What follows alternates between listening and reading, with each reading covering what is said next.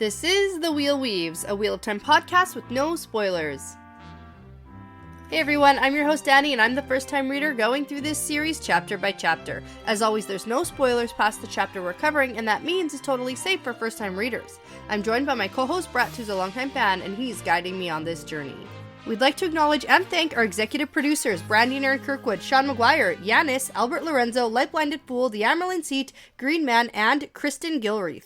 Before we get into things today, we also just want to thank Albert Lorenzo, our executive producer, who renewed their annual pledge over at patreon.com. So we're super excited to have your continued support on our executive producer team.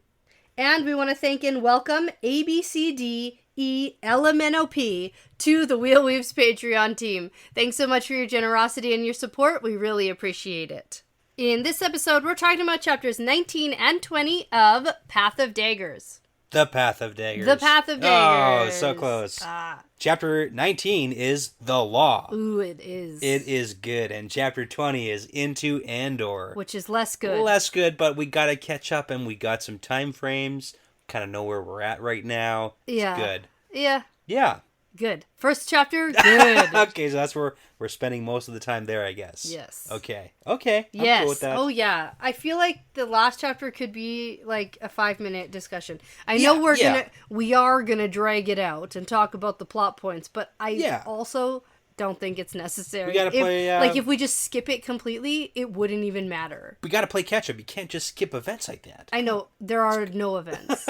Zero. There's one event. This could have been 2 pages at the beginning of a chapter where something actually happens. Okay. We could have moved it along a bit quicker. There's build-up, though, and then like a cliffhanger. Come on. Anyways, let's talk about the big event of the entire chapter. Oh, yeah.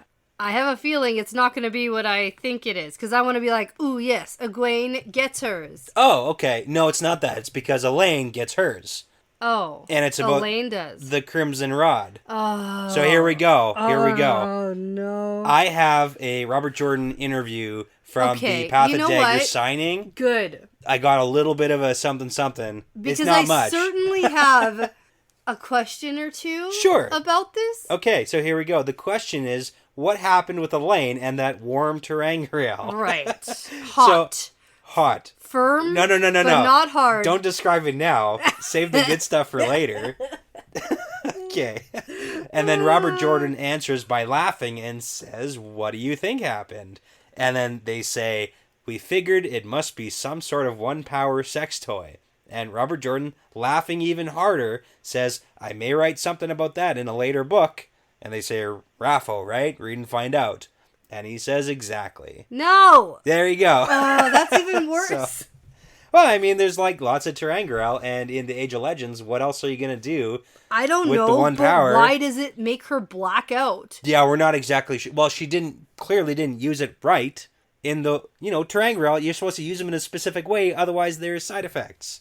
It sounds really bad. It's super creepy. Just like anything, if you use it incorrectly, there's side effects. I just don't think it's as funny as Robert Jordan thinks it is. Don't operate heavy machinery. Oh my gosh. Anyways. Like, I literally don't even want to talk about it. Yeah, we don't have, but now we did, so it's good. It's good. There you go. Okay. Yeah. Whatever. Let's get to the good stuff, though. Sure. The good stuff? Sure. Because there is some. Yeah, Definitely. there is. There events happen. Okay. All right. Now, last time we were here, Egwene just finished her meeting with the Andoran/Mirandian nobles. Yep.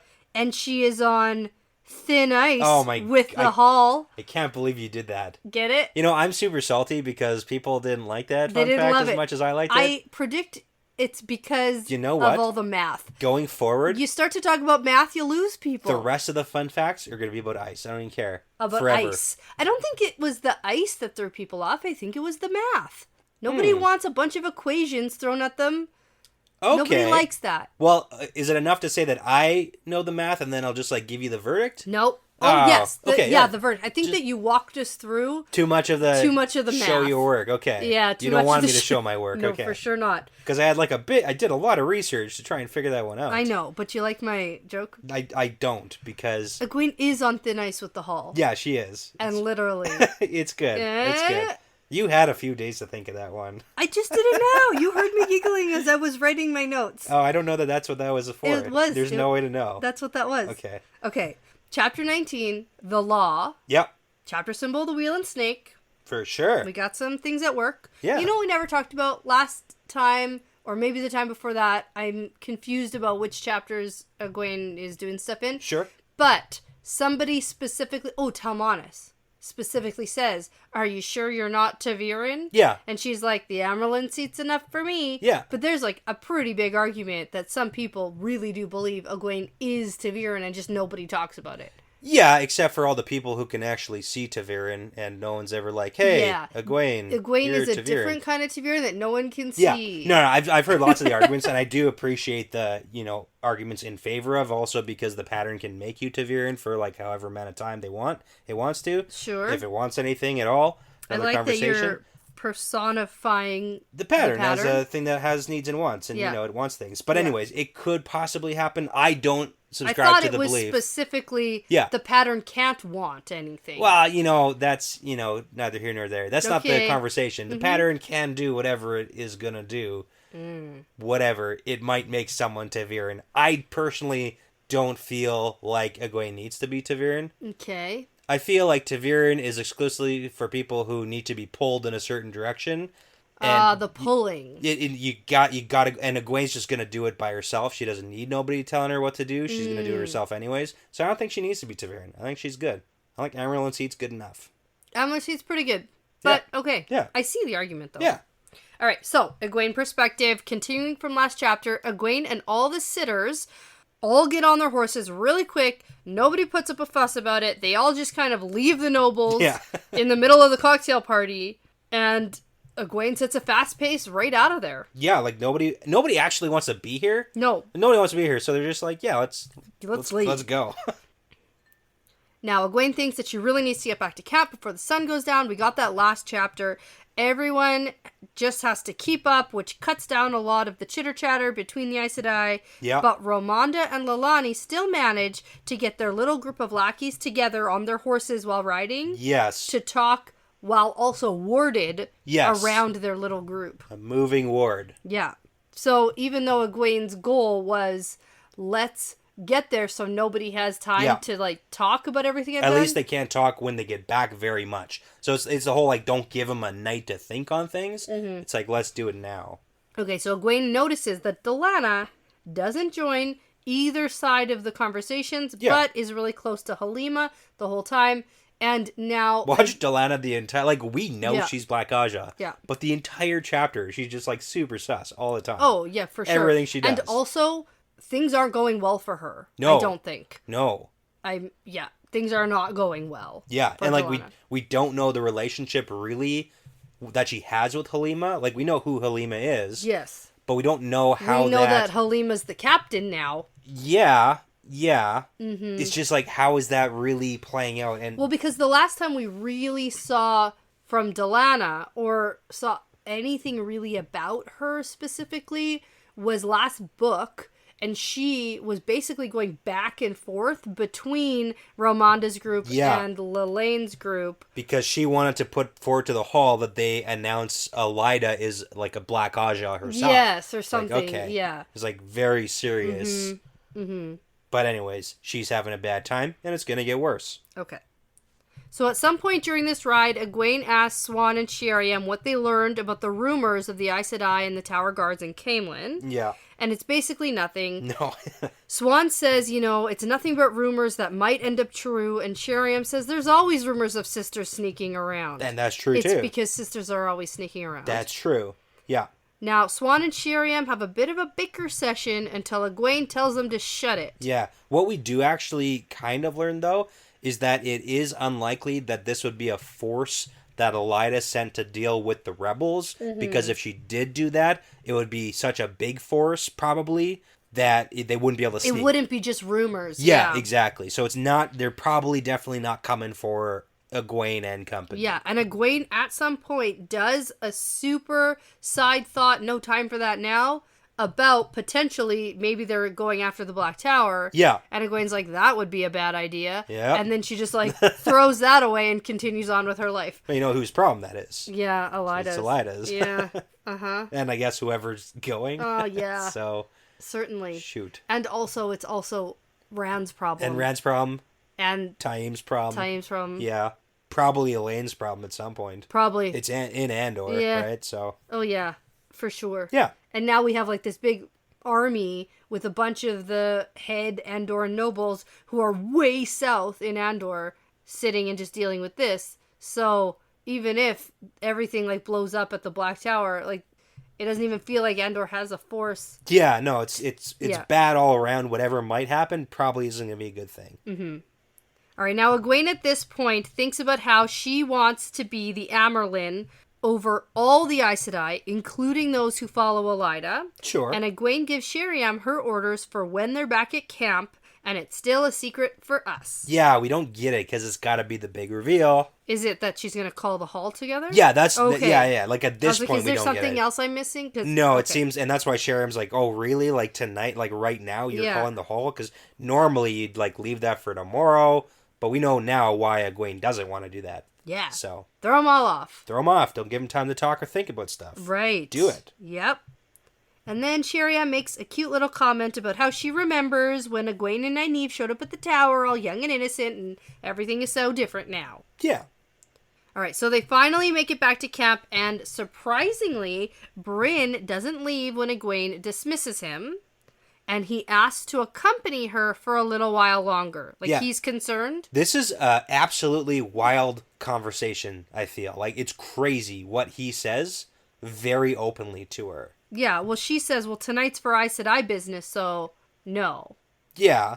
But what does he say that's so crazy? Well, okay, so it's a crazy thing because, like, Bryn, knowing who he is, and then knowing, like, who Aes Sedai are in the world, he tells her, like, hey, if you need anything, just so you know, no matter how bad things get tonight for whatever you're doing, because he knows she's doing something. Yep. He's like, there's 30,000 men and me at your disposal to do whatever needs to be done, including, like, extracting you from the Aes Sedai, fighting Aes Sedai, like, possibly killing Aes Sedai. Like, he's legit putting himself and all of his men on the line to say, hey, Egwene, I'm with you. Yeah. It's crazy. Yeah. It's absolutely crazy. He's definitely drawing a line, and he's ready to just let everybody know where he stands. He's like, you give me orders. If you say, fight, then we're going to fight. Yeah. So, like your own people. Yeah. Maybe Egwene impressed him at the meeting. Yeah, and maybe he really just doesn't like other Aes Sedai. Also that, too. Yeah. That's probably possible. Yeah. Like, in all reality. But he was always with Egwene. Yeah. And I think that the more that she does impresses him, and he's, like, ready to defend her and fight with her. Yeah. So. But I mean, that's the crazy part. Like, he's ready to die. Yeah. So, good for him. I like him. Okay. But Egwene does say no. Yeah. She says, no. Yeah, because she tells him, Go like, away. hey, you should get out of... You need to leave. Yeah. Because any blame put on her today will reflect on him. And then that's when he says the stuff about, like, I'm with you. Yeah. So when Bryn leaves, Egwene nods to Sheriam, who announces... Yes. The Amyrlin seat calls the hall to sit this day in a formal-ass session. Yeah, that's the secret order that she probably gave Sheriam. Yeah, and Egwene goes to her tent to get ready. And now Chessa is there to chatter away at Egwene with a hot meal and to help her get ready. And I have a side note here. Okay. I don't trust Chessa. What? You were always so on board with her. Mm-hmm. Like from the beginning. I don't really know. Is it because the other two are now missing and maybe dead? It's potentially, yeah. Okay. I'm just super wary of her, especially in this moment. Like, Egwene is way too trusting. Sure. And then I just want to know, like, what's her angle? Being the best Amyrlin's maid she can be. Yeah. See, now I'm just, like, skeptical, especially because she's Sheriam's potential spy. Yeah, she's the one who was put in place. And we know that Sheriam was, like, being beaten. Okay, okay. And so, like, we have an eye on Sheriam, and now I specifically have an eye on Chessa, who Swan is like, you'd think that she was taking care of you since you were a baby. She loves you so much. Sure. And it just feels like You like her too much. over the top. Okay, What's okay. happening here? Okay.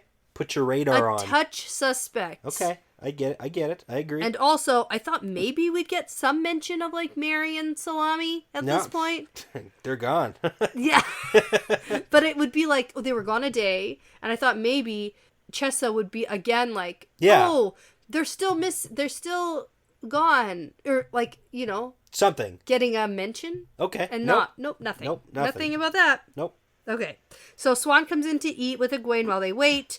They're pretty much ready. They're all prepared. Egwene has all her lines memorized. Yeah. So good. They've been practicing this for a long time now. Mm-hmm. Long time. So this has been the super secret plan. Yeah, and it sounds like Swan has done a pretty good job. It sounds like it's like 99% Swan's plan. Yeah. The information to know what to do. Yeah. Like, all of this seems like it's Swan's plan. Yeah, it's not Egwene. But Swan's mission is to make Egwene the best, Yeah. best dang Amyrlin ever. At the end, at some point, Egwene thinks to herself, which of the best two am I gonna be? And then she thinks, no, I'm gonna be Egwene. Yeah, the best. I'm gonna be my own kind of the best. Love it. So, okay. Yeah. Anyway, so they have a big back and forth about how they're probably gonna die if, anything goes wrong. Cool. Yeah. And, like, the crazy stuff about the relationship of Swan and Brand. We don't have to go all into it, but I was going to just mention that it doesn't seem like Swan and Brand have, confessed their love to each other. No, it doesn't seem that way, because Swan says, you wouldn't really tell him, would you? Yeah, and then he's never even tried to kiss her. There's a whole thing. Yeah, and then maybe Bryn does love Swan because of all the crazy things he's done, so... Yeah. Like, why else? And then Swan's like, no. Yeah. So... Yeah. Okay.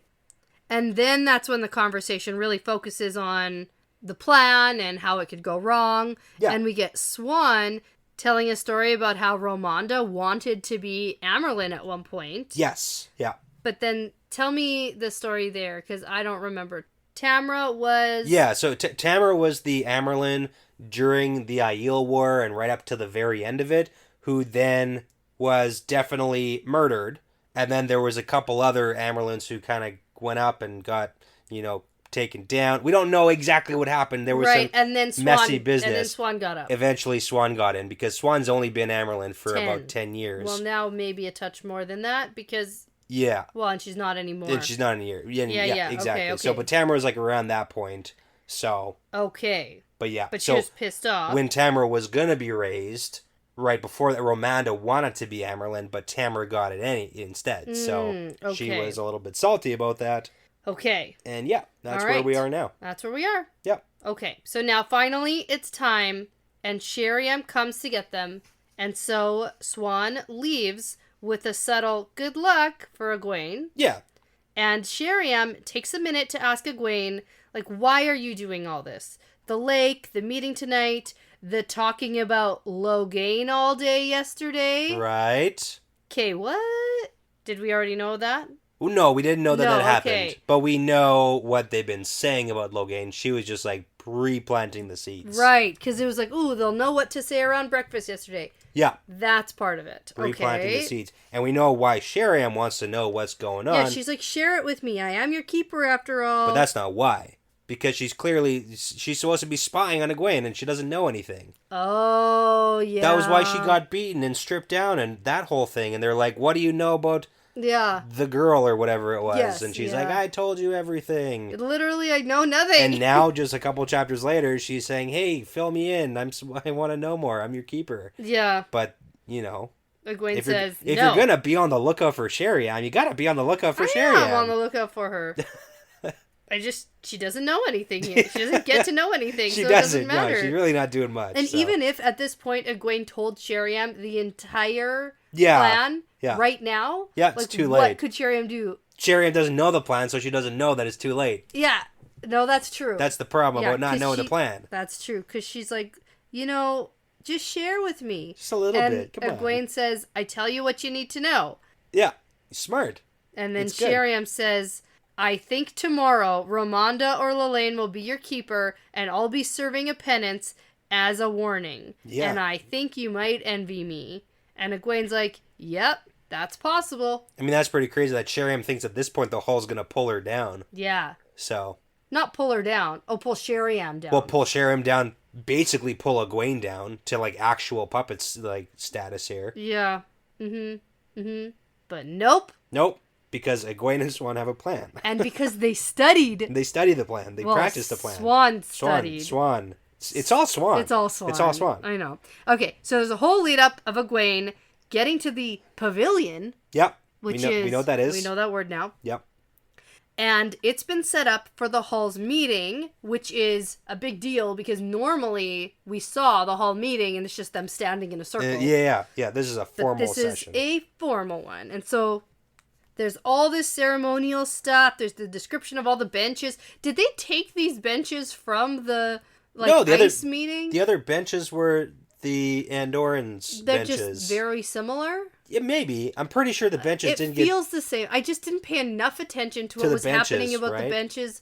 Like, did the Aes Sedai end up providing them at the lake? No, I don't think so. I'm pretty sure that was... Did. I think it was the nobles. But then did these guys take those with them? No, I don't know. On their way out? I think they have separate benches. The description is, like, the same. Yeah. Like, the boxes with the covered material. Well, I mean, how many ways are there to make a fancy bench in the middle of nowhere? It's just, I was like, I like the version where they took them. They took them with them, and that's why they were all shocked. They're like, wait, aren't those our benches? Yeah, they took them back. That's why they all, like, jaws open, you know? Yeah. They're like, what's going on? I like that version. And then the Aes Sedai rolled across the ice with the benches. Is that how it goes? Yeah, that's how it goes. Okay. No, we gotta be focused now because Delana is flushed. She comes in late. Well, because everybody's there, lined up, ready to go. Even a bunch of the other Aes Sedai are all outside, watching in on this. Yeah, and they're only gonna be able to watch because there will be wards. They're gonna ward it, but you can still see it, which is also important. Yep. Anyway, Delana does run in late, looking very flustered. She had a quick meeting probably with Halima to be like, what do I do? Yep. Okay. Which makes sense for Delana later. Or Halima gave her instructions about this is what you do.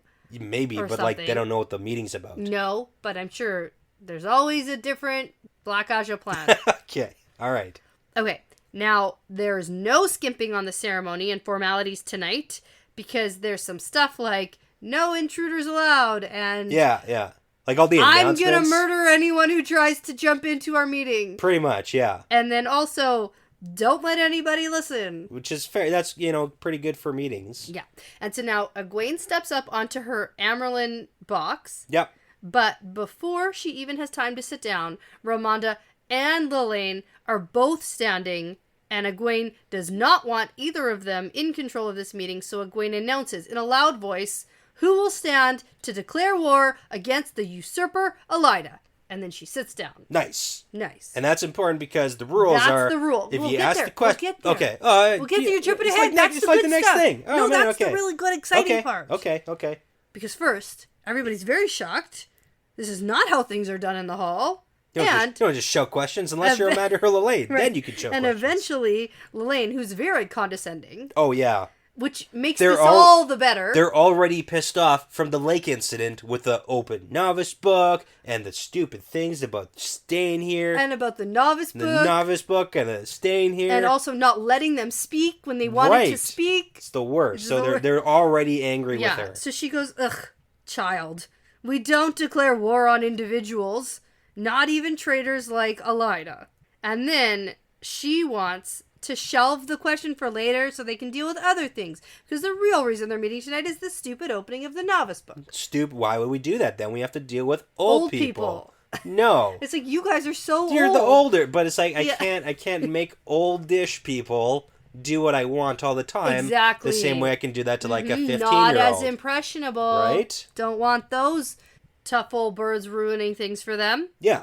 Okay. So then, as is tradition at this point, when Lelani's speaking, Ramonda cuts in. Yep. And says, I have two questions. Number one, how dare you? Right. So Ramonda's also just like a smidgen older or whatever. Yes. So like technically she has a little bit of authority over Lelaine. Mm-hmm. So there's just like, remember that. Yes. But first of all, Lelaine what gives you the right fit to continue in the hall. Yeah. So, okay, that's a move. Romanda was going for something And here. Egwene is like, I don't care about either things that you guys are saying. Yeah. She says again, a question of war actually can't be shelved. It must be answered before any question called after it. It's the law. That's the law. It's the MFN law. Yeah. So this is a big... So the law, as is the title of the chapter, is very important for the plan. Right. The rules of the law. So one of the sitters asked Takima. Yeah, Takima's the rules lawyer. She knows is all the rules lawyer because she remembers everything she reads. From she's the one of rule those, book. and she's a brown. Yeah. Fitting. Makes sense. Yeah. Rules lawyer. What does the rule book say? What do the law books say about this? Yes. And Egwene holds her breath because technically, even though the tower has sent soldiers into lots of wars over the last 1,000 years, it's always been as a response to a plea for help. Yeah, so it's basically like it's playing never been defense. The tower's war. Yeah. And the last time the tower was at war was against Archer Hawkwing, which technically is an individual, by the way. And that's part of the rules. Who's like, you can't just declare war against individuals. And it's like, well, unless when you do, unless when you want to. Unless when you want to. And what if that one person's just a major dick? Like, what about that? And also being controlled by a Black Aja?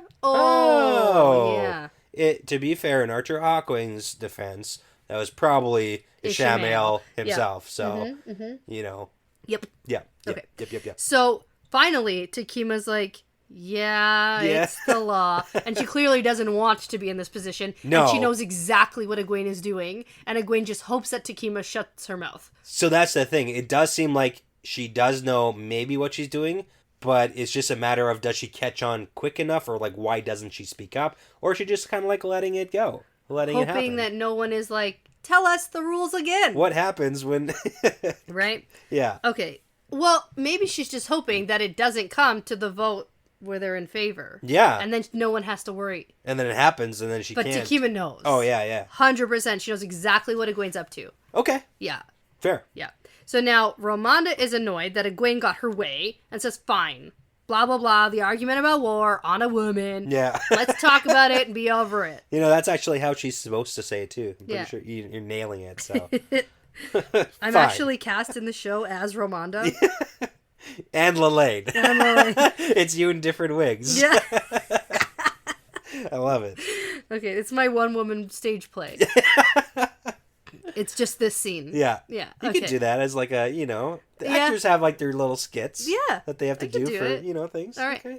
Now, Egwene knows she's got to keep going along with this plan, so she launches into her speech. This is her... Prepared speech. Prepared script. Yeah. She opens with the fact that they met an army today who clearly doesn't consider them real Aes Sedai or the real tower or consider the rest of them real sitters. Yeah. And she says, we have spent tons of time listing Elida's crimes to nobles, and they still doubt us, because whatever they say, the Andoran army still stood up to us today and physically stood in our way. Yeah. And said, no, we can't go into your lands, and usually Aes Sedai can go wherever, whenever they want to, basically Pretty with whoever. much. So. And so Egwene continues and says, the only way we can get everyone to stop doubting us is to declare ourselves at war with Elida, so no one will openly doubt us or dare stand in our way, meddling in our business. Yeah. And that's good Aes Sedai buzzwords. It is. Because Aes Sedai always say don't meddle in our Aes Sedai business. It's a lot of the key points. Yeah. Right? Mm-hmm. And not thinking you're real Aes Sedai. And also, you best think that Aes Sedai are better than everyone. Yeah. And it's actually like a pretty solid argument because, technically the whole rebel thing could be like a big ruse in some way. They kind of go over that and we've heard it before. Mm-hmm. Plus, whoever's like in the White Tower, everybody's going to view them as the real Aes Sedai. Yes. So, you got to be in the tower. Uh-huh. We talked about this, right from the beginning of this entire split. Yep. So. Okay. So, Romanda grunts impatiently and then stands just long enough to ask the hall, okay, fine, who wants to stand and declare war against Elida? And then one of the Browns stands first saying, yep, might as well, and the other ones stand too. Yep. And including Ruro's lawyer. Including Takima, who knows the consequences of standing So that's where the argument could be had. She might know the rule, but she might not see Okay, the so specifically, I don't know the names of each of the Aes Sedais who are on each of the sides. Sure. Do we know what side Takema's on? Does that matter I right believe Takema was on, I want to say Lelane's side. I don't know. Yeah, I checked, and Takema is technically Lelane's lackey. Okay.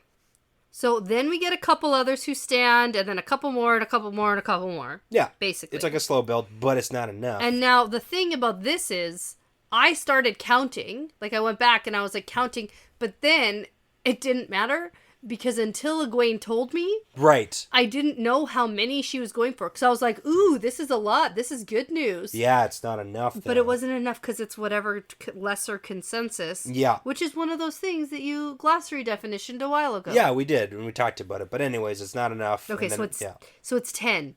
Just 10. Because I was like, ooh, 10's good. Because in my mind, 10 out of 18 I know there's is like 18. over 50, yeah. Yeah, we're over 50%. I thought that's what we needed. Yeah, no, we need one more. Yeah. I think it's like 60 is the cutoff or something. I guess so. Yeah. And so she thinks Swan had been so sure. Because now at this point, if it doesn't go through, it's like kind of all for naught. Yeah, this is there's no backup plan. This is it. This is the plan. And you know, this kind of reminds me of Elaine and Nynaeve, specifically Elaine, being like, hello, we're here on the Amyrlin's orders, and if you don't obey us, then you're traitors of the Amyrlin. Ha ha ha. Yeah. And then they took the power. They're the captains now, over there. Right. And now Egwene gets hers. Yeah, let's get there. Let's get there. So one of the blues, Moira. Yes. I remembered this name. Moira. Mm-hmm. Maria? Something like that. Yells at Lelaine and someone else. Laurel. Who is also Lelane's sidekick. And she goes on a bit of a rant about how terrible Elida is. And then even Lelaine gives a little comment about having a discussion later about decorum, because you don't just openly yell at each other, especially in the hall. Keep in mind, these are the 3 blues. Yeah. The blues who were expelled from the tower. If anybody should be on board with this, it should be the blues. Yeah, idiots. Like, come on. Yeah, I know. Stupid Lelaine. Yeah. What is she doing? Okay. Well, they stood. They do. They stand, and Egwene breathes in relief. Yeah. And she thinks, it's done, I can hardly believe it. And Sheriam announces, the lesser consensus standing, war is declared against Elida. Yay! In the interest of unity, everybody else get your butts up. Get up. No. Because this looks bad. Yeah. Like, if we're gonna do it, like, let's all agree to be on the same page. Let's just do it. And Ramonda's being a big butthead about it. And she's like, well, you won't get it. Now that that's done, we can move on. Because she doesn't think that this matters at all. No. That's why you gotta read the rules. Gotta read the rules. Gotta read the fine print. Right? But then Egwene cuts her off and goes, you know what? We actually can't move on. Yeah. Shoot. Shoot. Takema, rules lawyer. Yeah. What does the law of war say about the Amyrlin seat? Leaving Ramonda with her mouth hanging open, which is my favorite line. That's my favorite. And Takema answers and says, and she kind of stutters like a bit, like she's having trouble. Yeah. But she says... It's like, oh, you know about that too. Like, yeah. Takema knows about it, but she doesn't know yet if Egwene knows about it. Now she knows. But now she knows. And she says, the Amyrlin will direct the war by decree. She will seek the advice of the Hall, but the Hall will carry out her decree with all speed, and they shall and must approve any decree of the Amyrlin seat with the greater consensus. And then, dramatically, Delana throws up. Like, this is one of those situations that's like a fainting situation. Right before the vote, when it's like, who stands? Yeah. Delana is like looking outside the tent, and Egwene sees her looking outside the tent, and she thinks at the other sisters who are like watching but not hearing. Yeah. But like Delana's clearly like trying to find Halima to get like a read on what do I do? Do I stand? Do I sit? Yeah. And then Delana ends up standing. Yeah. But then basically by Delana standing too, there's enough people here that Egwene now has full control of the Hall. Yeah, she does. Because the law of war says, whatever I say goes. And you know what? We read this before, right? This is what's in the glossary. I feel like we talked about this specific situation. A little bit. Yeah. A little bit. I glazed over it. Yeah, I remember it. I glazed it. Uh-huh. I didn't want to put too much emphasis on it. Well, and you didn't. Yeah. Because I didn't think about it. Yeah. And then this happened, and I was like, ooh, I kind of remember something like that. Yeah. It's just like a little tidbit of like kind of the, like how it all works, but... Yeah, but the throwing up, it just reminds me of the fainting. Oh, yeah, I know. It's just dramatic. Like, okay. But it's just like, Delata, super evil. Someone needs to be paying attention to this. Yeah, it's kind of like how Robert Jordan likes to read that people are... like disgusted or people are so distraught. Right, yeah. Like Matt, for example, often empties his stomach. Yeah. Right? That weak stomach of Matt's. Like, it's like, okay, extra dramatic. Just so you know. Just like people fainting all over the place. Right. Yeah. Okay, so now Lolaine says, very clever. And I love this snarky. Oh, yeah. I love it. I love how snarky. This is the best. She doesn't get it yet. And will you tell us what great wisdom of your vast experience about war, I mean? I want to make myself clear. And Egwene fires back and says, let me make myself clear. Yeah, this is the clapback, I think is what it's called. A certain amount of respect is required toward the Amyrlin seat, and from now on I will have it, and this isn't the time to unchair you from the hall and give you a penance. Yes. She's in control now. But I will. She's in control now. From Look what at it me. seems. Look at me. How the turntables. Yes. Oh, man. Right? So good. How many Office references can we fit in this one I know. chapter? Probably a few more. So many. Yeah. Okay. So now she tells everyone that the same rules apply to all of them, and everyone is just in this utter state of shock. Yeah. And it is great. Because basically they're at war now, and when you're at war, you have to listen to whatever the Amyrlin says all the time, no matter what. Okay. That's the law. That's the That's law. the law. You got to do it. She'll take advice, but she can do whatever she wants. So Takima slowly gets up to ask Egwene about the plan, and she's like, you know what? There is benefit to stopping here for a month or longer, maybe winter here. We'll get up north when the winter's nicer or when the weather's nicer. Yeah, like next year in the springtime or whatever. And Egwene's like, nope, no more dragging our feet. In 1 month, we will travel from here, and in 1 month, we'll begin our siege of Tarvalin. Yeah, we're Yay. doing this thing. Gold star for me. We're doing it, That's yes. what I said. Yeah, absolutely. I win the gold star. You got there. You did it. That was it. It was laid out for me. Yes, a little bit. But I do want to point out one big asterisk to this, and Egwene kind of thinks about this, because the Law of War says that the Amyrlin basically has 100% saying what happens in regard to the war effort. Okay. So just if there's going to be loopholes to look for, that would be a glaring loophole to look for because on why she can't just say she can't do other things. Anything. It's in regards to the war effort, she's in complete control. And at some point, at this point, even when they're in a war, can the Amyrlin be pulled down? It doesn't seem like that, right? Because she's in complete control. Yeah. Okay. Yeah. Unless there's another coup, then yeah, that's the thing to look out for. But as it is right now, I don't think we're getting a third split off rebel Aes Sedai. Right. Rebel of the rebels. Right. And now are we traveling right into... That's the question. And starting siege without warning? Well, 1 month. This is the 1 month warning. No, I mean for Tarvalin. Yeah. You know how we could travel whatever a couple miles outside and march in? Well, okay, or so are we a siege, literally tower ground? So no. So this is the thing. The word siege has specific meaning. So we're not saying we're attacking and storming Tarvalin. We're sieging. So sieging a castle. No. Oh. A siege. A siege is when you would essentially set up around a castle and cut off all of its resources and hunker down, block its, bridges, block the sea access. You cut it off from all access from everything, and you wait until basically they give up. Because most of the time, you can't actually storm a castle and climb the walls and win. Most of the time what you do is you make life inside so terrible that people die from disease and starvation until they literally give up. Right. That's what a siege is.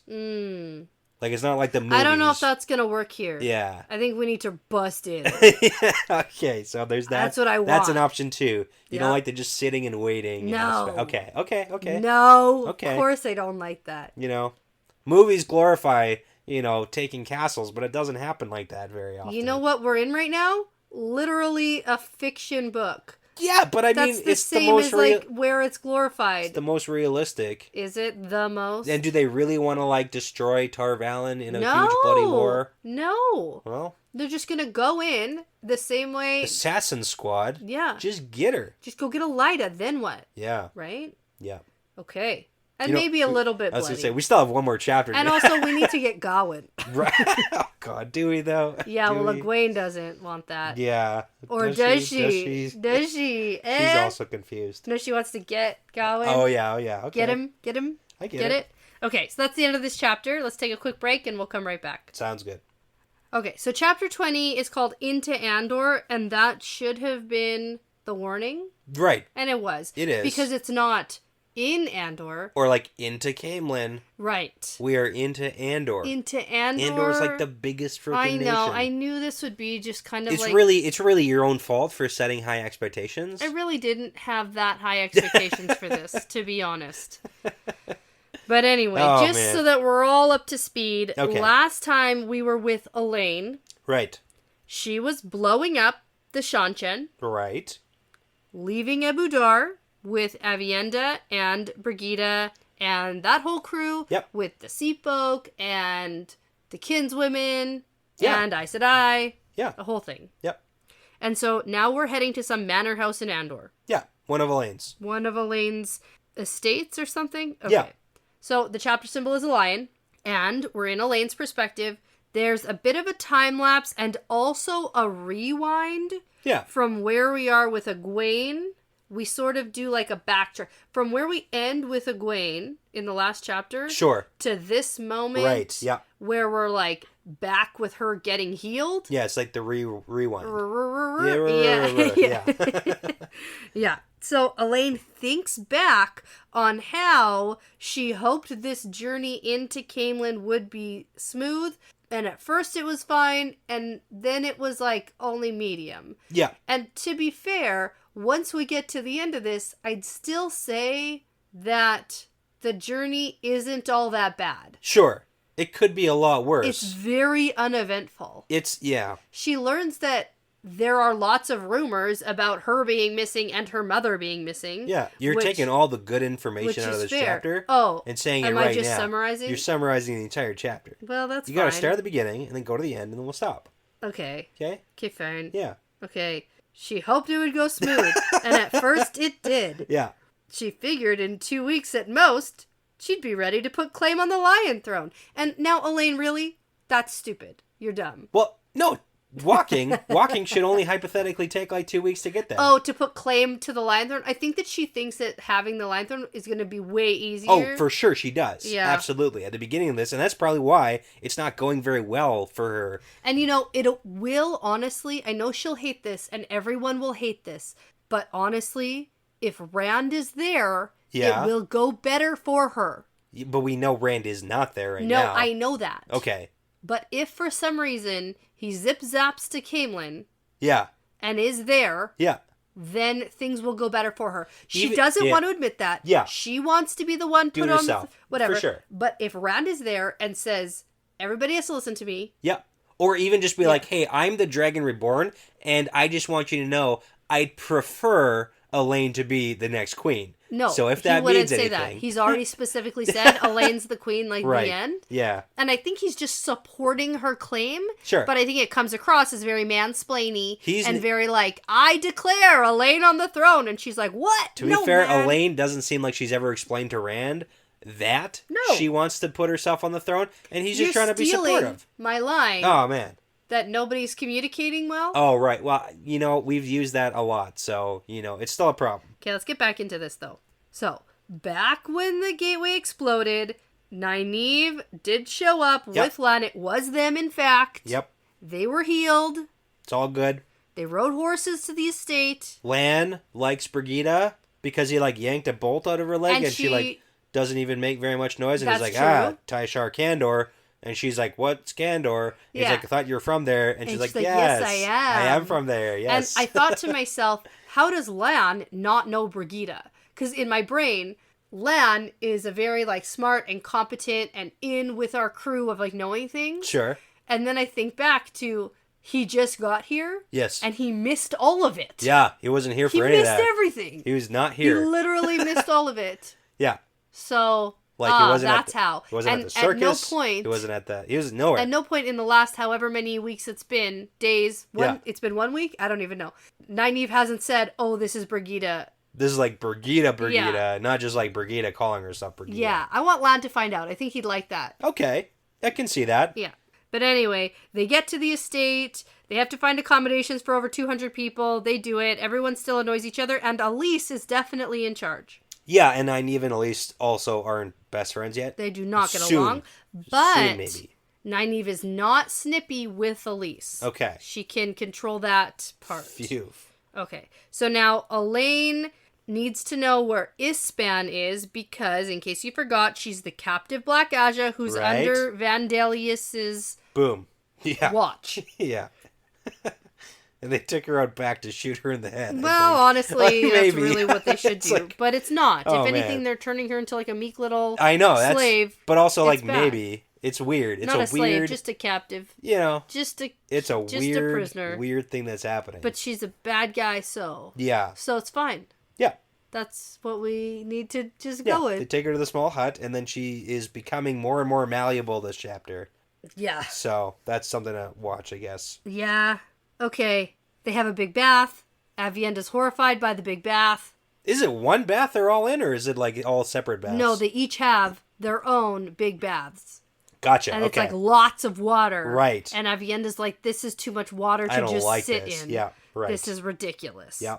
Plus, there's inappropriate stories. It's all very cute. All of this is Good. very nice. Relationship building, very They get some sweet. normalcy in their lives. Like, it's been very hectic. It has been. So this is what it feels like when things are normal and just moving along. Yeah. And we're like, okay, You gotta where's the give us- action? It doesn't always have to be action. Yeah. Action. Yeah. Give our people a night to rest. I know, there doesn't have to be action always per se, but some more information than just kind of speculating about things. Sure. You Okay. know? Okay. I want some more information. I understand what you want. Yeah, I don't get it here. You're not gonna get it. Don't get it here, Nope. and that's okay. So, Oh, I do have a book correction for you. oh, Yeah. that's fun. Well, okay. Oh, it's not a fun book correction. Well, okay, here's the thing. Because we get a big description of, like, who's here in the crew.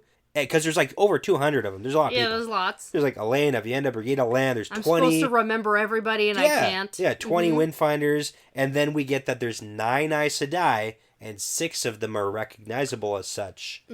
However, that's incorrect. Oh, is So it? there's a book correction. There are not 9 Aes Sedai, there are 8. There's 8 Aes Sedai. So, the 3 who are, like, unrecognizable as Aes Sedai are Elaine, Nynaeve, and Saritha. And then there's only Who's 5 others. Saritha? She's one of the named Aes Sedai. Oh, geez. Okay. We've heard her and name she before. is young enough that she doesn't look Aes Sedai? Yep. Okay. And then there's only 5 others. So Adelius, Vandine, Marililla, and Carrie Ann, and Ispan. Oh, so there's only Ispan's 8. counted as an Aes Sedai. Yeah. Okay. Because recognizably, because she's also riding around with her hood off later on too. So, Okay. book correction. Okay, cool. Yeah. Nice. All right, so moving on. Then we get a whole bunch about how the trip from the estate started out. Yep. Yep. You know, the trouble is, there's a bunch of people from the farm here. A bunch of Right. women from the farm. Yes. Who are actually, like, nobles and Yeah. landowners and... Like moderately rich people. They're not just like a Moderately bunch rich of people. farmers. Yeah. And like tradespeople who aren't They going to were complain women who about were there everything. for, like, a retreat, and, like, they Yeah. find themselves here. Because it was, in the farm was 'Cause like a it's woman's not retreat. just women who can channel, Yeah. right? Yeah, I mean, exactly. like, some of it is. Yes. But it's not, But- it's a woman's retreat. Yeah. So there are a bunch of people here who like are rich and they don't want to be walking. Yeah, no. With their stuff on their backs. Yeah. They gotta carry their things, and they're being a bunch of whiners. They'd probably usually have people for that. Especially considering Nynaeve has a new job of treasurer. Because they pooled their money, which makes sense. Like, you gotta collectively, like, get to Camelin, Yep. and then there'll probably be more money there, I Yeah. guess, maybe. Uh-huh. I'm not sure how money in banks work. And but... also, you don't get your money back. Right. Maybe. No. To be fair, they do say you'll get your money back if you leave, and we'll pay you back as soon as possible for like your horse or whatever. Right. But like you're stuck here, so deal with it. Yeah. Okay. So now there's a super loud complainer, and then Rian says, "Go if you want, whatever." Yeah. And then Elise comes in and helps get them in line. Well, the whole thing It's is like uneventful. the one big complainer lady tried to like form a little circle of complainer ladies. Yeah, to all complain. And it's like, what else do you want here? It's like, what are we doing here, guys? No one likes this. Nobody wants to be in this situation. You can go back to Abu Dar. Oh, you don't know how to travel? Well, fucking walk. But oh wait, the Shan just took over everything. So like what? Yeah. You know, and in all fairness, like they all probably have like families that they're worried about. So like I get it, but also like you got to deal with this. Yeah, like that sucks, but yeah. Sorry. We're here now. Yeah. Okay, so eventually the group makes it to a road. They're passing more villages and farms, and Elaine takes this time to learn about how much support House Trakand has still. Yeah, this is important. She also wants to know what everyone is concerned about. Yeah, that's going to help get elected. Right, and this part is kind of interesting, except for the fact that we already know all of this. Right, we've heard the rumors. Like, this isn't an opportunity for Elaine to learn something so that we can learn something. It's an opportunity for for Elaine to learn something. She needs to learn it. She needs to learn it. But we already know. We know it. Yeah. We already know. That happens. So basically, Rand probably killed Morghese and Elaine. Or maybe didn't kill Elaine. Morghese is for sure dead. Uh-huh. Yeah. Yeah. But Dylan is, good for the throne too. No one cares. Yeah, it's cool. She seems cool. Rand should leave Camelin, even if he is the Dragon Reborn, because get out of here. Don't want him. He's supposed to be fighting that last battle thing. And Rand is also probably responsible for all the bad things that have happened. Because he's an Aiel or something. And also the Dragon Reborn. Black-eyed Aiel. And it's like, wrong. Yeah. Of all the things. Yeah, shoot. That's the insult? I don't get it. Yeah. Okay. Now, Elaine has other problems on this trip too, because the sea folk also don't want to be here too. Yes. And also the bargain. Yeah. Now, That's I do have to say, the sea folk probably are, right now, in the best position of almost everybody. Oh, yeah. Because not only do they have a high ground with their bargain and stuff. Sure. But also... They're not Damani. They're not Damani. Yeah. Yeah. No. Oh, I thought that was the part you were... Stop interrupting me. Let me that's finish where the you thought. I want another guess. No, I actually don't have any. The Damani thing was my thing. Okay.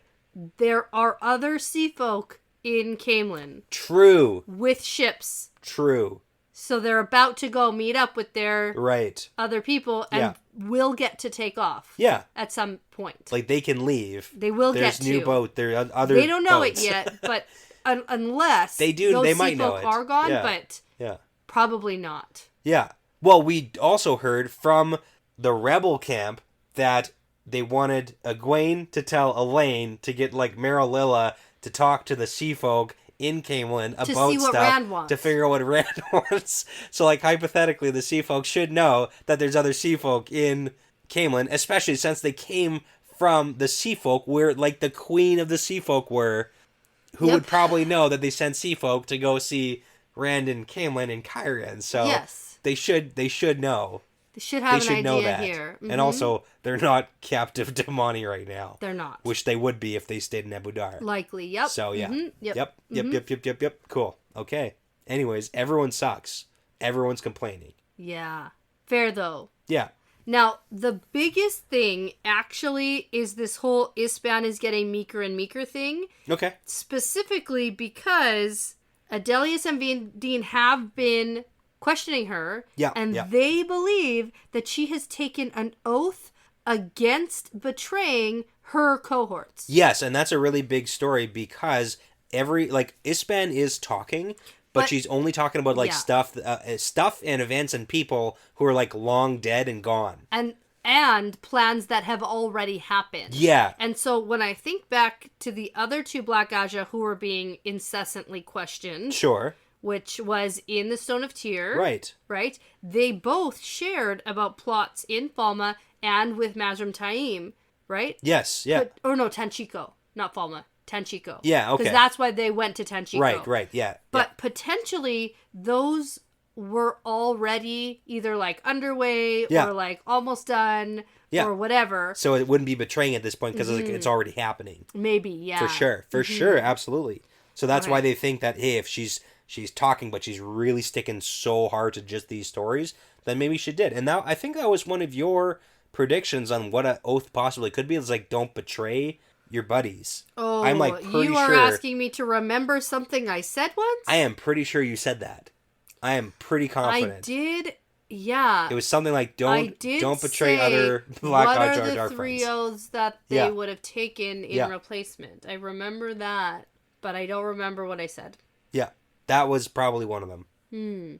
Maybe someone else can tell me what I said. It kind of makes sense though, right? Like, don't betray other dark friends. We know that Black Aja and like dark friends, they can like undercut each other. Yeah. Because like hierarchy and work your way up the ladder to ultimate dark friend person. Mm-hmm. But it's like don't betray each other. Okay. So Fair. Okay. Now, also, Lan and Nynaeve are annoying Elaine by just existing as a married couple. Yeah, they're so annoying. Because they're annoying. Yeah. Nynaeve is annoyed that she can't spend every night with Lan. And I mean, I do kind of get that. Yeah, for sure. Like, you want to spend the night with your spouse. Yeah. That's how it works. That's how it works. You should, anyways. Yeah, well, yeah, here's the thing, though. Apparently, the way they got married, they have to live by for the rest of their lives. Yeah, that's what happened. So this I'm was just so confused This here. was hinted at previously. No, I do kind of remember the whole, like... Oh, what are the weird CFO customs? Something. Yes. Yep. Which, is one thing when you're on the Seafolk boat. Sure. And they're like, hey, you gotta go do some weird stuff in that room because Seafolk say so. Sure. You got married the Seafolk way. I could understand the whole, like, oh, go consummate your marriage in the way that you got married because you're still here, whatever. And, like, you're on a boat or whatever, too. So. Uh-huh.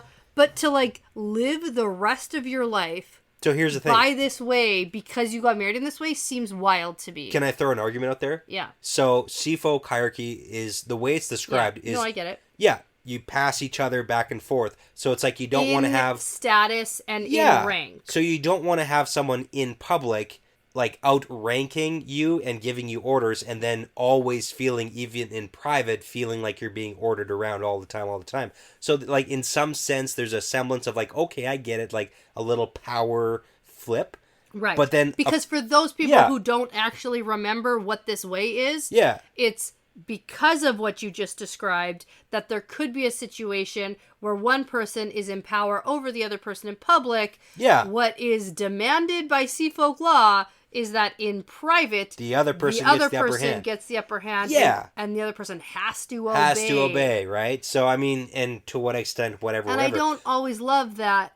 You have to obey me situation. Put a loosey-goosey fun spin on it, and then it's like, okay, because clearly there's some sort of, like, vibe to it, too. Oh, yes. But think about Lan and Nynaeve. Lan being, like, Malkyri's lost king. Yeah. And then... But Nynaeve is always in charge in public. As Aes Sedai, too. Yeah. So it's like, hypothetically, who would outrank, who would give orders and command. So maybe this might actually work for them in their relationship, too. Yeah. Like, they might want to adhere to it because they think, you know what, this might be okay for our relationship, too. Maybe. Whatever works. Yeah. I just, like, if it works and they like it, cool. But I don't like the whole, like, you have to do this. Yeah. Because, like, it's someone else's culture. Yeah. And no, I get that. It's not yours. Put a fun spin on the... I know. No, obey in private. I do get it. I do get it. Yeah. But it says, like, part of the time Nynaeve is eager, and the other part of the time she's like, I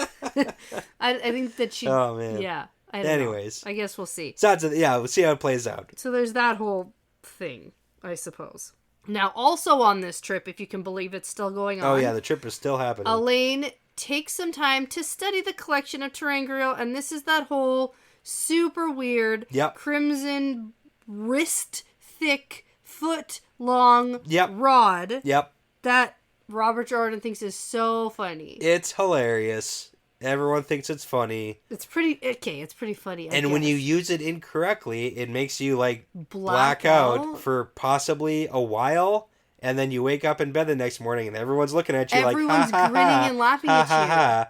And it's like, what happened? And no one's going to say anything. And it seems like kinswomen, sea folk, Aes Sedai. Everyone saw something she was doing. I feel like Brigida or Avienda or like somebody should tell her. Like, I'd be so pissed off. If I was in this position, like, how embarrassing, number one. Also, I don't love this idea that she just, like, blacked out and has no idea what happened. That's not cool. It's not great.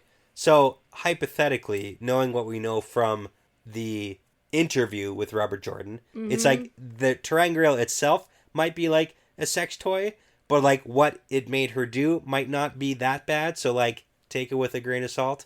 Maybe it wasn't, she clearly used the device You know wrong. what? It doesn't even matter to me what she did. That part doesn't matter at all. I think it's the blackout piece. No, it's not good. I get that. Yeah. More than anything. I understand that. Okay. I get it. Yeah.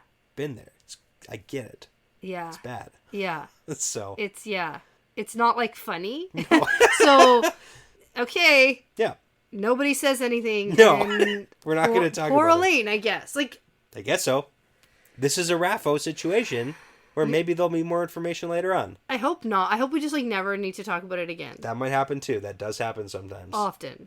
Yeah. Yeah. That you know of so far.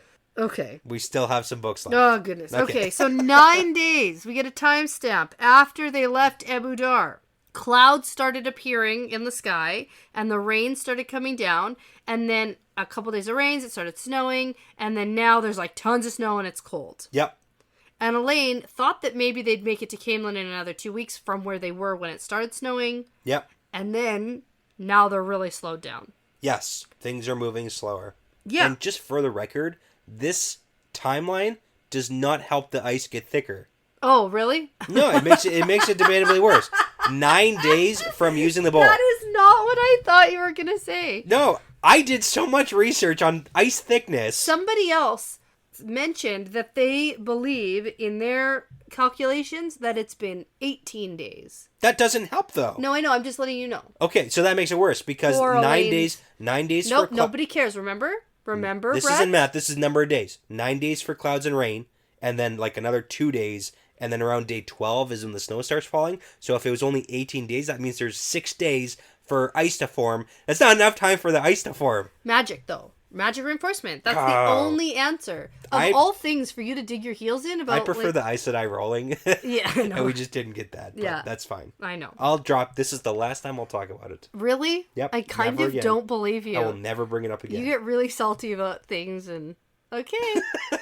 Salt makes ice freeze colder. I was going to say that, but I already said I was going to talk about this anymore.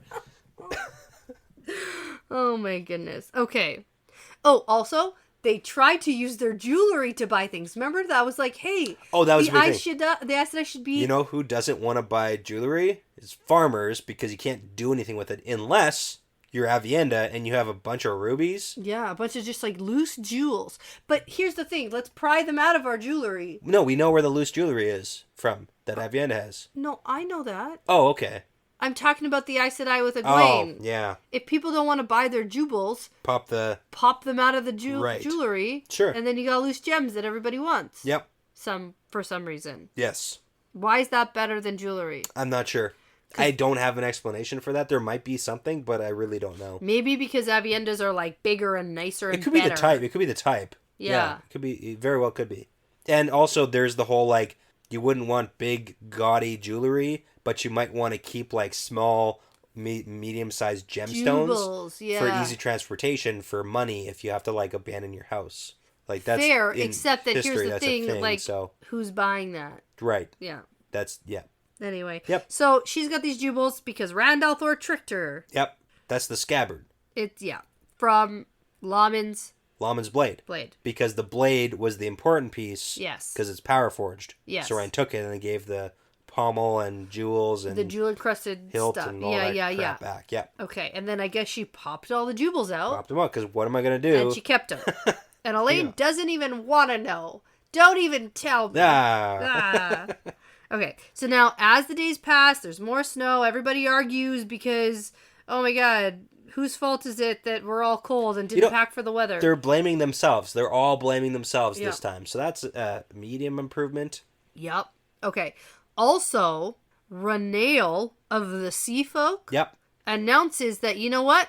my part of the bargain is done, and I need the Bowl of the Winds right now, and I need Merlella to come right now. Yes. Because we didn't talk about it. Merlella was basically volunteered to go to the ships first. Yeah. Like the first Aes Sedai, because their part of the bargain was like, we basically get Aes Sedai. We can also go to the tower whenever we feel like it. Right, there's that. And we get the bowl. Yep. And now that it's snowing, she's like, hey, clearly the bowl worked. Yes. Which is fair. Yes, it did. It did. Mm-hmm. Just because they negotiated a terrible bargain doesn't mean that it's, the CFO's fault. That's true. And so that. now, here we go. Merlelli is basically going to nonstop teach the Windfinders different weaves. Yep. And this is when all of the kinswomen are watching this situation go down. The situation with Ispan getting super meek.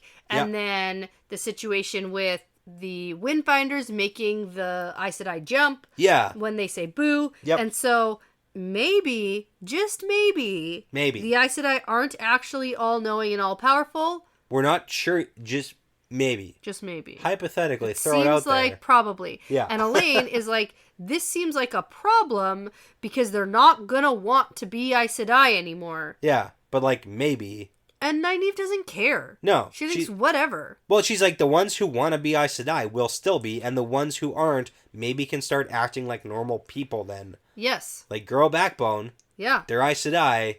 They're not. Yeah. Yeah. It's all good. Yeah, that's it. And Elaine and Nynaeve decide that they're just not going to tell Egwene about all of this stuff because she has enough on her plate. Right. Also, I like that agreement. Also, the last time they told her about anything they did, it was bad. Egwene yelled at them. So let's not talk about the bargain that we made that's terrible is now having terrible effects because of the bargain. I don't think it's that terrible. Yeah. I think this is fine. It's not great. I like it. I mean, I appreciate the Aes Sedai being knocked down a few pegs. I like the Sea Folk better than the Aes Sedai, so I'm cool with it. Well, the Sea Folk are also kind of like uppity, so... And also, Nynaeve and Elaine could also be knocked down a couple pegs and learn that they also are not all-knowing. Yeah. And they're not also, like, the smartest people in the whole world, so... Well, I think everyone collectively should be taken down a few pegs. Mm-hmm. Yep. Okay. So now, here's the deal. This next part, I'm kicking myself. Why? I'm so upset with myself because there's a mention of a night of a full moon. Oh! And now here's the thing. A couple chapters ago, maybe with Egwene. Okay. But maybe even before that, because this is why I'm upset, because I can't actually fully remember enough to actually be able to go back into the text and find it. But there was a mention of a full moon, and I thought to myself, ooh, you should remember that. And then I thought to myself, why? We haven't gotten full moon cycles for a while. Like, to the point where it actually mattered since literally book one, it feels like. Yeah, it's been a while. Because I've been trying to track moon cycles and whatever. It's not consistent. And then, it just never really lined up. And then this time it did. Because there was a mention. And if anybody is reading from before and they remember... track it here, because that's how you track it's the same night. Yeah. Well, okay, to be fair, like a full moon would happen like once a month. Yes. And the entirety of last book only spanned a week. Like 10 days. Oh, no, I know. So like the last full moon might be like book 6-ish? Yeah, whatever. Hypothetically? That part doesn't matter to me. All I'm saying is the last time a full moon was mentioned. Yeah. And then it actually mattered or made sense. Yeah. Okay. Yeah. Was like, I think, book one or something. And so... I noted it, and I want to go back at some point and figure it out because that helps us line up timeline. Gotcha. Okay. Now, Elaine and Nynaeve are in a room of an inn, and they have their dream triangular rings, and Elaine thinks it'll be at least another week to get to Camelin, and that's optimistic.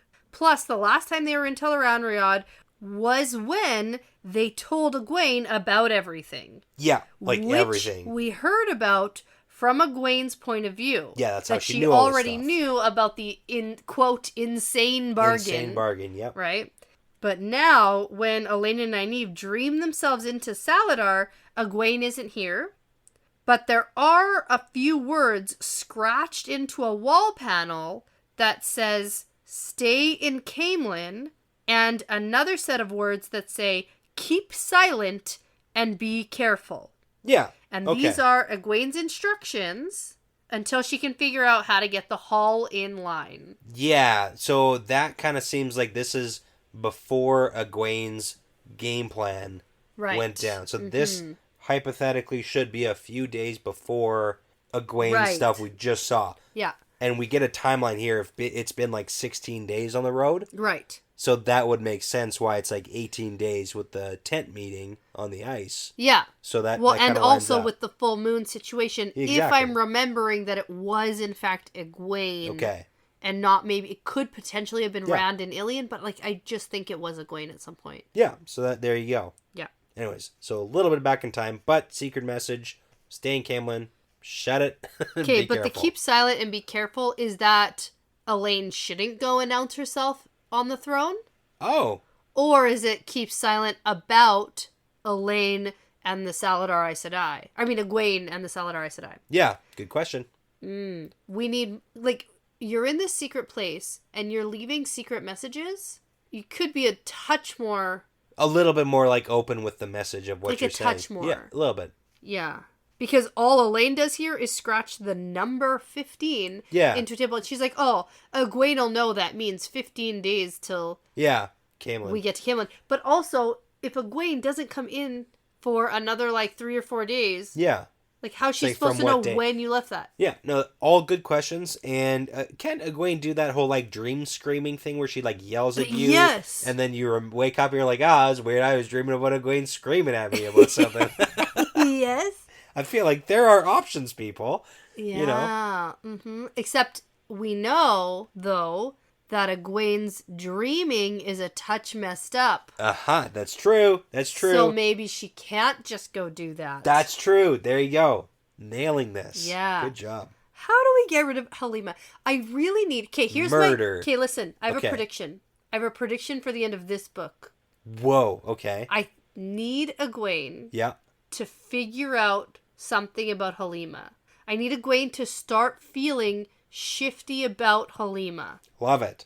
Because she's way too comfortable. And Chesa. And Chessa, yeah. Chesa? Yeah, maybe we'll learn about Mary and Salami. Yeah. Okay. Okay. I like that. It's a good prediction.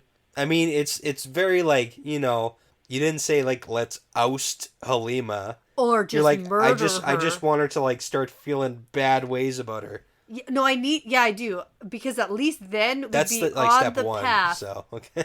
Yeah. And also, do I really think we're going to get a full month in the next, like, what? Whew. Not 10 many chapters? Yeah, not a lot left here. I don't think we're getting a full month in 10 chapters. I'm throwing that out there. Okay, that's a bold prediction. Yeah. That's the most bold prediction. Well, I said from the beginning, I really don't think we're getting to Tarvalin Yeah, this book. sure.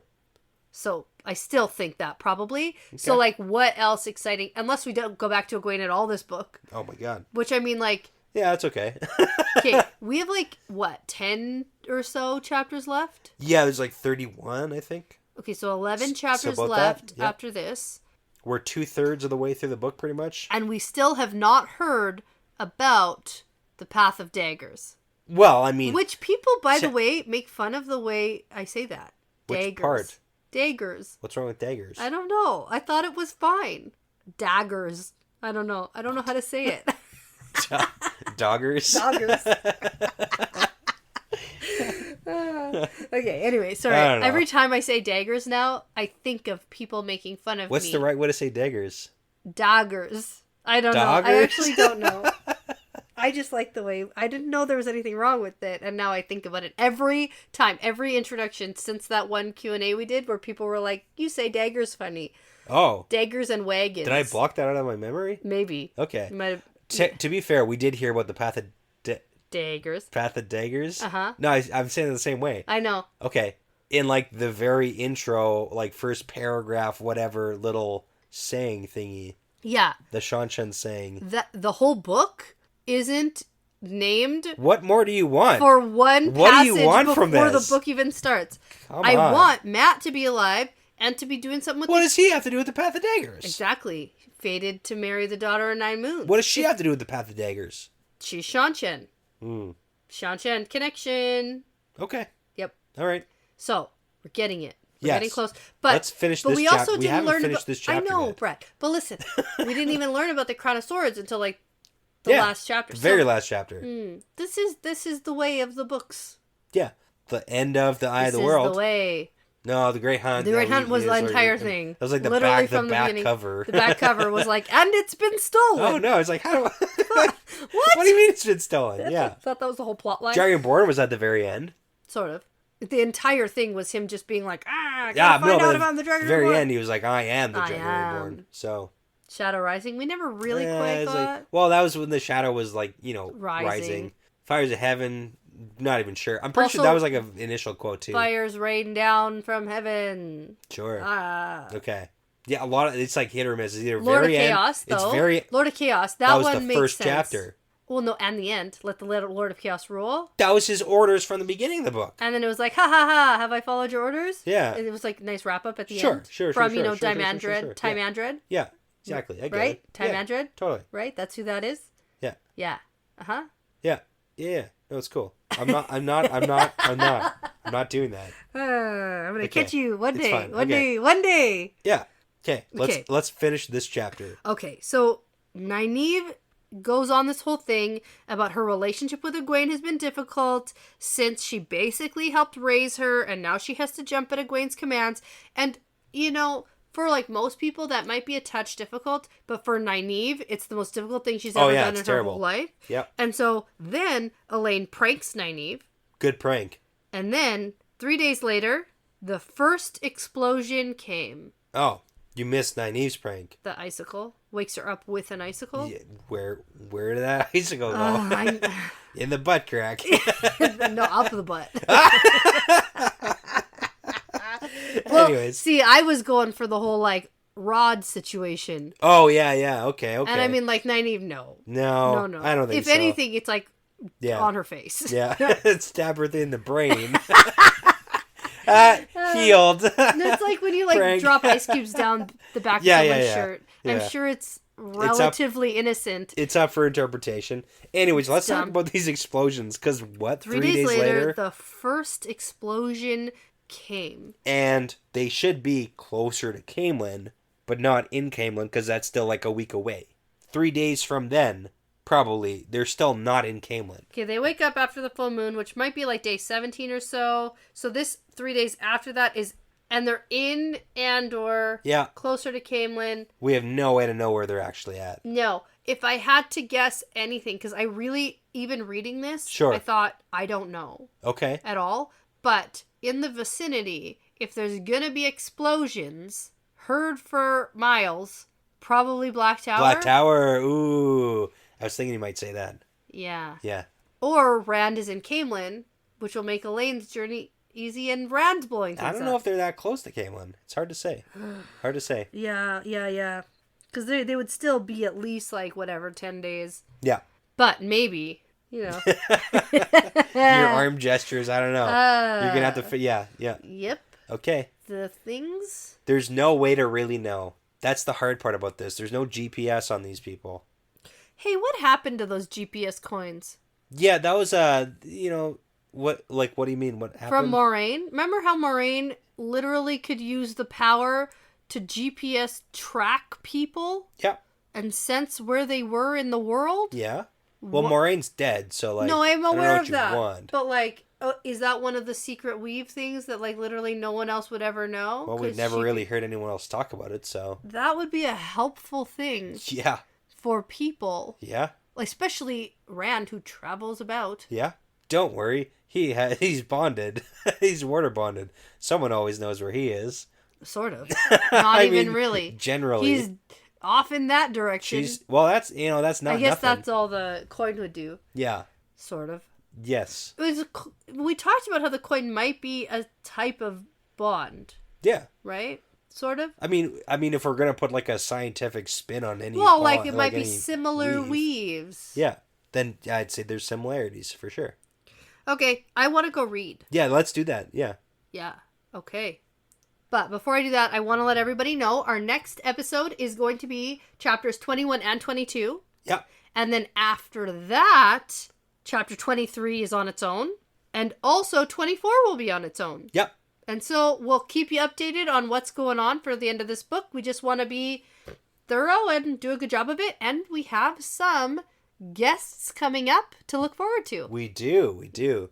All right. Stay tuned, I guess. Yeah. There we go. Okay. So, before you go and take complete control of the hall, because you know the law, I'm going to say that this is part of the pattern now. Yeah, it's part of the pattern.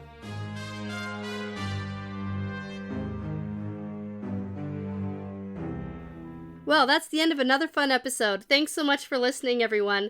The Wheel Weaves is hosted by Dani and Brett, edited by Dani, produced by Dani and Brett, with Essen, Passion Socks, Mozyme, Moltude, Benjamin, Michelle O'Brien, Jamie Young, Cody Fouts, Megan Smiley, Jonathan Reese, Margaret, and Charlie Haz, with music by Audionautics. If you are interested in supporting us and the podcast, and also getting some really cool exclusive merch and access to early episodes and bonus episodes, you can check out our Patreon at patreon.com/thewheelweavespodcast. For general information about our show and us, like how to send us shot glasses, how to join our Discord, how to get in touch with us, things like that, for all things The Wheel Weaves, you can go to thewheelweavespodcast.com. Please be sure to give us that 5-star review because it really does make a huge difference. And tell a friend about us because referrals really are the best compliment. Thanks again for listening because this really is part of the pattern now.